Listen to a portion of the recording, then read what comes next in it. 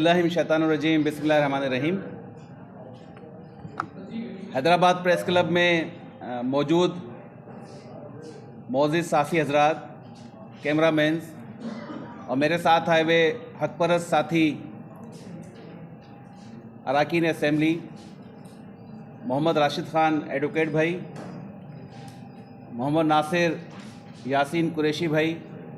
और दीगर तमाम यहाँ मौजूद साथियों को, प्रेस के नुमाइंदों को अस्सलाम वालेकुम। हैदराबाद प्रेस क्लब हमेशा से हैदराबाद के मसाइल और हैदराबाद में होने वाले ज़्यादतियों पे हमारे साथ हम आवाज़ रहा है और आज इसीलिए हम दोबारा से आपके सामने मौजूद हैं, ये बताने के लिए कि हैदराबाद में बड़ी कोशिश और मेहनत के बाद जब कभी तरक्याती अमल शुरू किया जाता है तो मुख्तलिफ़ हिलों बहानों रुकावटों के ज़रिए उसको रोका जाता है। कराची में तो ये ज़्यादतियाँ हो ही रही थीं, अब हैदराबाद में भी जो यहाँ मौजूद बल्दियाती गवर्नमेंट है, बल्दियाती नुमाइंदे हैं और सिंध गवर्नमेंट के नुमाइंदे हैं, उन लोगों ने उन तरक्याती स्कीमों और कामों में रुकावट डालना शुरू कर दी है जो मुत्तहिदा गवर्नमेंट पाकिस्तान ने अपनी कोशिशों और काविशों से ना सिर्फ वफाकी हुकूमत से बल्कि एक मुख्तसर सा जो वर्किंग रिलेशनशिप कायम हुआ पाकिस्तान पीपल्स पार्टी के साथ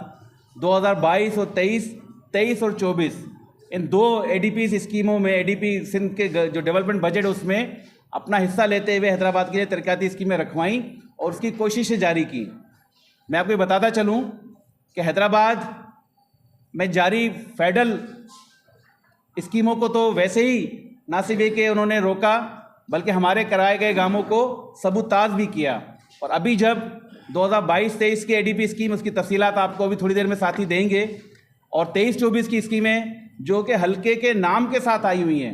और पाकिस्तान पीपल्स पार्टी के साथ जो एक इत्तेहादी गवर्नमेंट बनी थी पीडीएमए की, जिसमें एक वर्किंग रिलेशनशिप सिंध की सतह पर कायम हुई थी, उस वक्त जिस तरह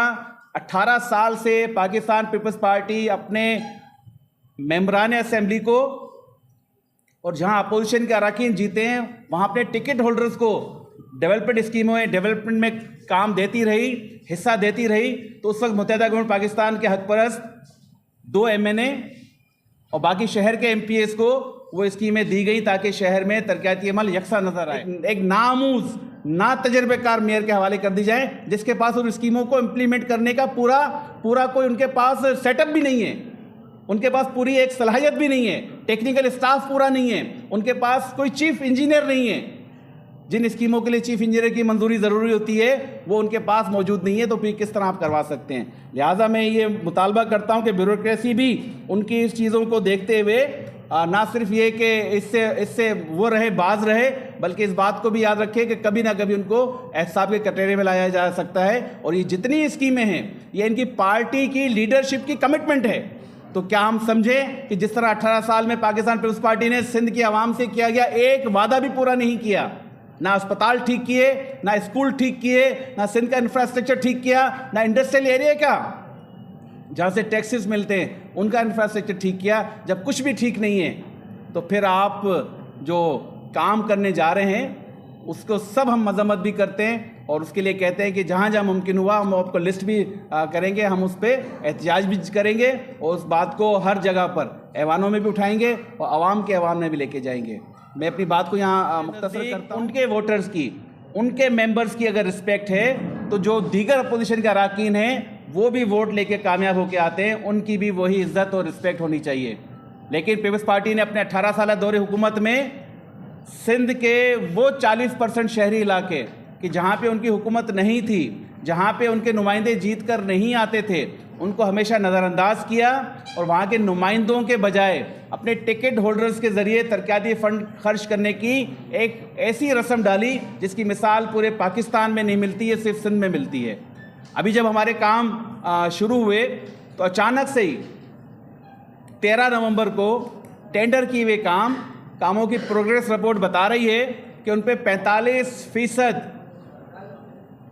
काम मुकम्मल हो चुका है। एवरेजन उन स्कीमों को एकदम एक खुद उनका बनाया हुआ लोकल गवर्नमेंट प्रोजेक्ट कि जिसने हैदराबाद में कई बड़े प्रोजेक्ट और काफ़ी सारे MP MNS के फंड जो पाकिस्तान पीपल्स पार्टी के थे, हैदराबाद ज़िले के तमाम MP MNS पाकिस्तान पीपल्स पार्टी के और बाकी ज़िलों के भी MP MNS और तरक्याती स्कीमें हैदराबाद डिवीज़न में उस लोकल गवर्नमेंट प्रोजेक्ट ने खर्च की, सखर तक में जाके खर्च की। लेकिन एकदम हमारे हैदराबाद के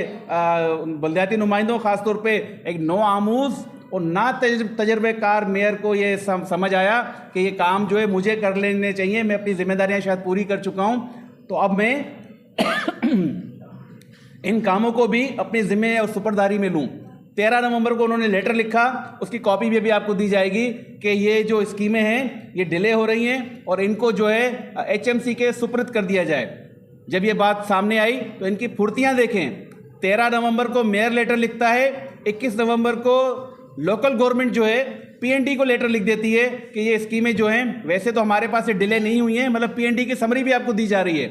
जिसमें सेक्रेटरी लोकल गवर्नमेंट लिख रहा है कि हमारे पास से ये जो है स्कीमें लेट नहीं हुई हैं, गवर्नमेंट की तरफ से जो प्रोसीजर था उसकी वजह से लेट हुई, जिसमें ये है कि 1 साल इन्होंने पाबंदी लगा के रखी जो केयर टेकर गवर्नमेंट आई थी उसने। उसके बाद गवर्नमेंट ने खुद जो है रिवाइज एस्टीमेट इसलिए पास करवाया कि उन्होंने अपने रेट रिवाइज किए थे, तो स्कीमों की लागत चेंज करके उसको दोबारा से जो करना पड़ा जिसकी वजह से लेट हुआ। उस डिपार्टमेंट की समरी के बावजूद अब PND जो है उसको स्कीमों को लोकल गवर्नमेंट प्रोजेक्ट से लेके जानते हैं कि जब लोकल गवर्नमेंट प्रोजेक्ट भी, लोकल गवर्नमेंट मिनिस्ट्री भी और सिंध का वज़ीर आला भी खुद इन्हीं का है, तो सिंध हुकूमत के एक डिपार्टमेंट से, एक महकमे से कि जो इनकी बाकी तमाम स्कीमों को तो मुकम्मल कर रहा है, लेकिन सिर्फ मुत्तहिदा गवर्नमेंट पाकिस्तान के अराकीन असेंबली के फंड्स को, वो भी जो स्कीमें तकमील की तरफ जा रही हैं, यानी कि उन स्कीमों में से 43 स्कीमें हैं वो, उनमें से आधी से ज़्यादा स्कीमें तो तकमील के मराइल में और बाकी पे कहीं 30%, कहीं 40% काम हो चुका है और वो उनको 2026 तक मुकम्मल करनी है। उनको अचानक HMC में ट्रांसफ़र करने का मकसद ये है कि यहाँ शहरियों को पहले भी महरूम रखा गया तरक्याती फ़ंड से, पहले भी उनके हकूक़ से महफूज रखा गया। शहर की तबाह हाल सड़कें, शहर का तबाह हाल सीवरेज का निज़ाम, शहर का तबाह हाल पीने के पानी का निज़ाम, शहर में फैलने वाला डेंगू, आप सब ने खुद रिपोर्ट किया कि 50 से ज़ायद शहरी डेंगू मच्छर के काटने से शहीद हो गए। लेकिन उनके लिए जो जिम्मेदारों का तायुन था, हम लोग वो लोग हैं कि जब कोई इब्राहिम गटर में डूबता है,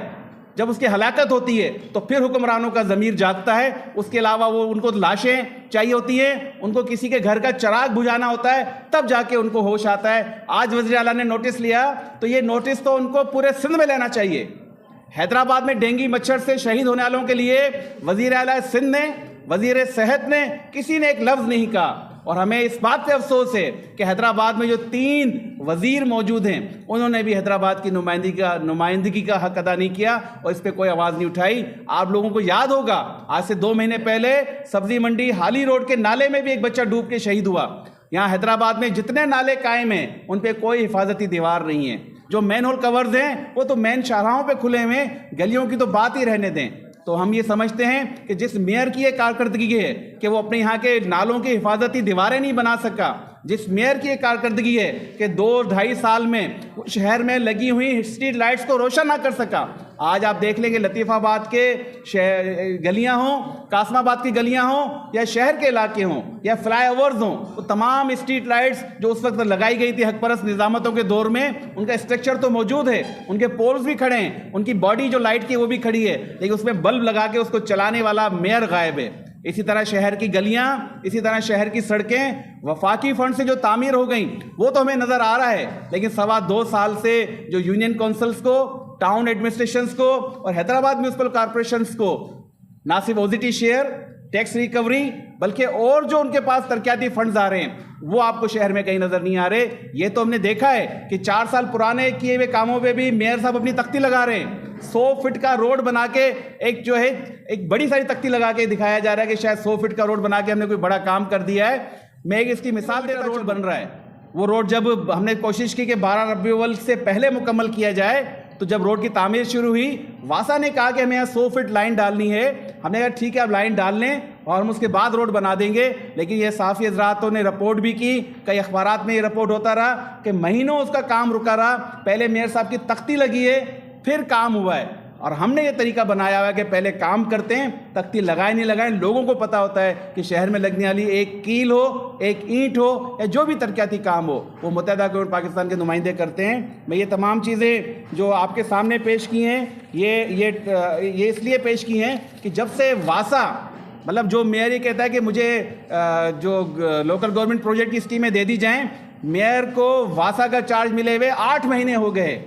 इन 8 महीनों में पहली मर्तबा ऐसा हुआ है कि सर्दी के दिनों में भी शहर में पीने के पानी की किल्लत है। इन 8 महीनों में छोड़ें पाकिस्तान पीपल्स पार्टी के 18 साल और इस मेयर के 2.25 साल, वो ये बता रहे हैं कि शहर में पीने के पानी की कोई लाइन नहीं डाली गई। पीने के पानी का एक फिल्टर प्लांट बनाया गया है जिसका 3 दफ़ा इफ्तिताह हुआ हुसैनाबाद फिल्टर प्लांट का। पहले एक मेयर ने किया, फिर एक वजीर ने किया, फिर अपने पार्टी के को चेयरमैन से भी उन्होंने इफ्तिताह करवा लिया, लेकिन उससे फिल्टर पानी लोगों को फराहम नहीं किया जा रहा, वो आज भी बंद पड़ा हुआ है। जितने शहर के फिल्टर प्लांट हैं उनसे पानी साफ मुहैया नहीं किया जा रहा, वही गदला पानी, मट्टी वाला पानी शहरियों को पीने पर मजबूर किया जा रहा है। वासा के मुलाजिमीन की तनख्वाहों की अदायगी तो इनसे हो नहीं पा रही, पेंशन की अदायगी तो हो नहीं पा रही, ये किस तरह बाकी डिपार्टमेंट्स की स्कीमों को संभालेंगे? ये तमाम वो चीज़ें हैं कि जो हमारी जो ब्यूरोक्रेसी है जो किसी मामलों में इनका साथ देती है, मैं समझता हूँ हो सकता है इसका कोई कानून इनके पास हो, इख्तियारात हो, नहीं हो तो इस बात में मशहूर है कि असेंबली से नए कवानीन पास करवा लेते हैं, लेकिन अखलाकियात की बुनियाद पर और मोराली में इनसे कहता हूं कि कोई एक मिसाल लाएं कि किसी डिपार्टमेंट की ऑनगोइंग स्कीमें जो दूसरे मेंबर्स की आइडेंटिफाई की हुई है, जो उन्होंने मोजिज़िन से की हों, डिपार्टमेंट सिलेक्ट हो गया है, टेंडर हो गया है, उसके काम शुरू हो गए, अब उनको ना सिर्फ रोक कर बंद करवा के उन कामों को HMC की तरफ ट्रांसफ़र किया जा रहा है। कोई ऐसी मिसाल आपको नहीं मिलेगी। और जब उनकी खुद की कारकर्दगी ज़ीरो है तो फिर किस तरह हमारे सेक्रेटरी हजरात, हमारे चीफ सेक्रेटरी और ख़ुद वज़ीर आला ऐसी समरी को किस तरह अप्रूव कर सकते हैं? ये तमाम सेक्रेटरी हजरात, ये चीफ सेक्रेटरी साहब भी ये सुन लें इस बात को कि ऐसा कोई भी अमल उनको कभी ना कभी कोर्ट ऑफ लॉ में जवाब देना पड़ेगा कि एक चलती हुई स्कीमों को, उस लोकल गवर्नमेंट प्रोजेक्ट कि जिसके फ्लैगशिप प्रोजेक्ट्स को ये अपने जिम्मे लेते हैं, जिसका इफ्तिताह अपने पार्टी की हायर लीडरशिप से करवाते हैं, वो कैसे ये बर्दाश्त कर सकते हैं कि